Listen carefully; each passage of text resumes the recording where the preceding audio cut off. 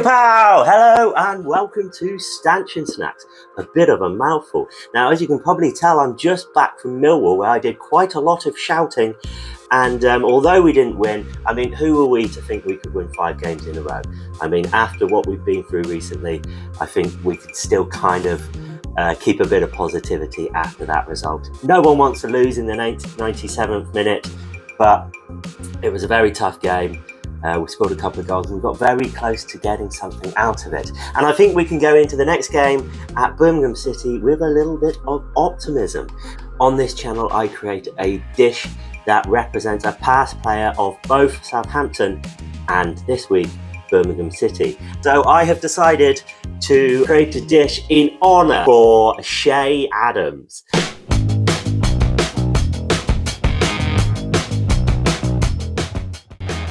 Now, although Shay was born in Leicester, he actually plays his national football for Scotland, qualifying due to his maternal grandmother. So I thought it'd be quite nice to have a little bit of a Scottish twist on today's recipe.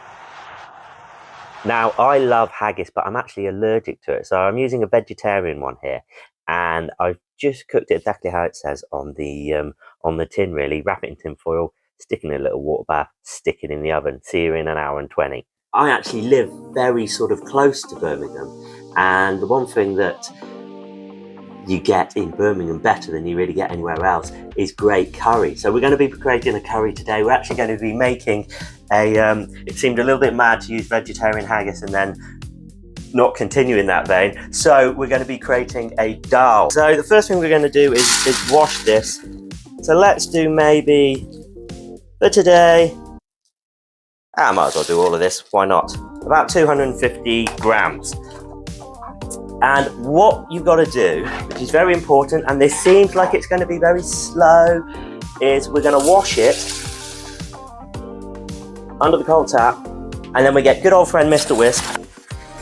We let that sit for a little bit, and then you pour the water off. And you continue to do this until the water goes completely clear. Once it's not milky anymore, once it's completely clear, you know that it's time to start cooking your lentils. But what are we going to do with this haggis? Well, I'm going to create a beautiful haggis paratha. So the first thing we need to do is make some dough. So 50 millilitres of warm water. To that I've added 10 grams of butter and then a tablespoon of oil. And I'm adding that now to 125 grams of strong bread flour, and just a little bit of pinch of salt and a pinch of sugar. And then I'm just going to bring that together, really, starting off with a little knife, and then I'm going to get my hands in here just to get the glutens working, really. And then we end up with this nice dough. So maybe another quick rub of oil on there. So that's all happy. Does this shirt look okay? How is it? Is it a bit... It's a bit tight, isn't it? It's my dedication to try and wear a different shirt for every video. I'm actually wearing my brother's, obviously, old away shirt from whatever year this was. I'll pop it up on the screen.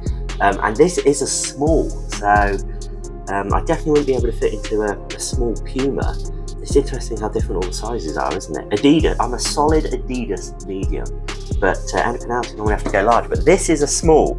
I certainly wouldn't buy it if I tried it on in the shop, but just for you guys, I think it's okay. I do feel a little bit self-conscious, but never mind. Okay, let's pour this water off the lentils one more time into a big pan.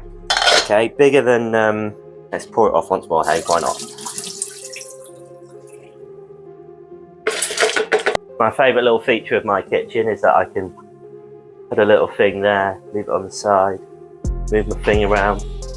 Okay, look, there we go. Look, no drips. So we're going to whack that on and boil it up until they go, well, I'll show you what it's meant to be like when they're cooked. And a nice pinch of salt. I only use Maldon's, as you know.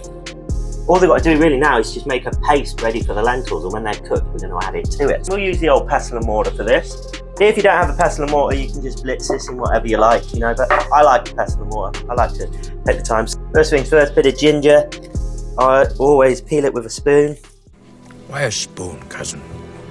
Why not an axe? Because it's dull, you twit. It'll hurt more.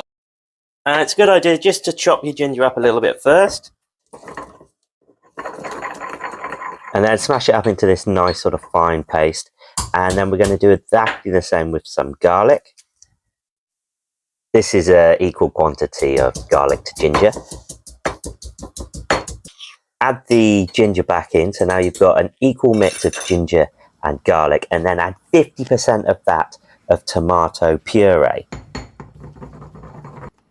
Then about a teaspoon of turmeric, maybe a teaspoon of harissa. This harissa is quite hot, so I go a little bit careful with it. And then a good tablespoon of garam masala. Grind it all together, and that's that bit done.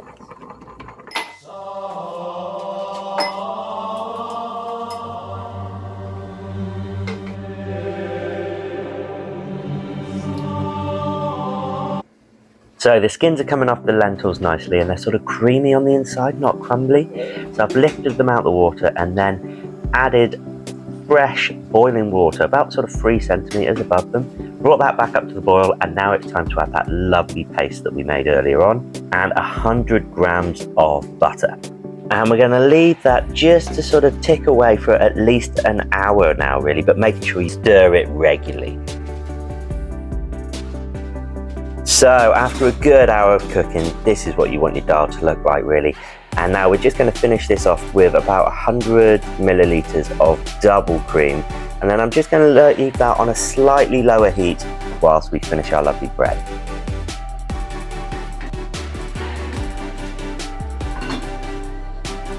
So open up the haggis. A pair of scissors is always best for this.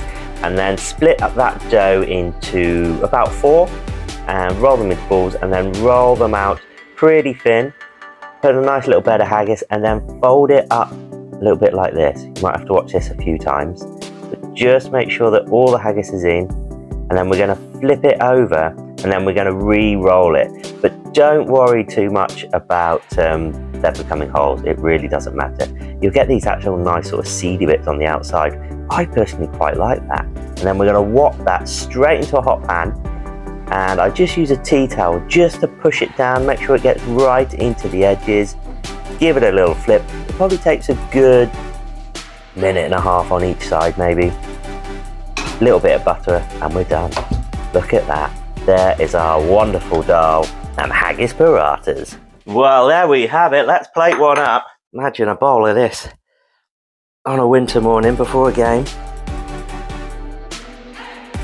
This beautiful haggis paratha. But already I can see that it's lovely and flaky. Let's cut this in nice and buttery. Let's cut it into 4. So there we go. Look at that lovely paratha, and I think just straight into the dal like this. Bon appetit, people. It's roaring hot. Oh my days.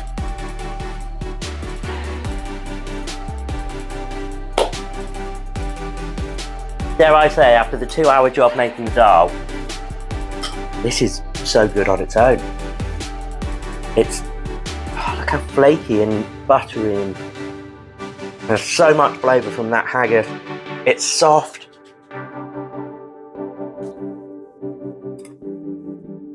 But, you could have this with anything. You could honestly have this bread with absolutely anything. But there's still quite a bit of spiciness in that dal, but you can control that yourself. Breakfast, lunch, dinner, who cares? Eat it whenever you want. My homage to Shay Adams, the Scottish Brummie. It's absolutely delicious, guys. It's an absolute triumph. Good luck to the boys at the weekend, and I'll see you at the next one.